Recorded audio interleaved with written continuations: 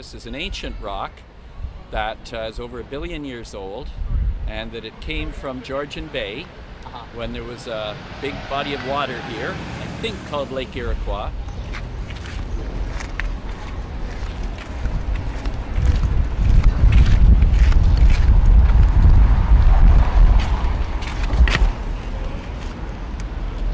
The rock was carried down here in an iceberg, and the iceberg melted and the rock dropped to where it is now.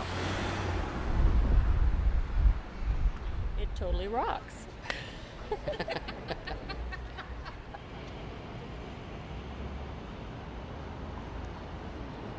It is crazy. 1.5 billion years old. That's amazing. It doesn't look a day over 1 million.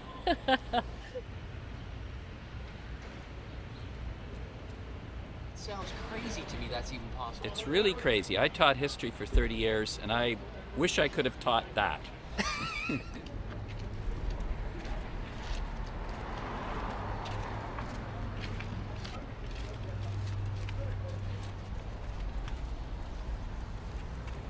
We have 4 parquets going into the annex, and this one will go into the pollinator garden for birds, bees, and butterflies. It'll be planted right in the center of that garden.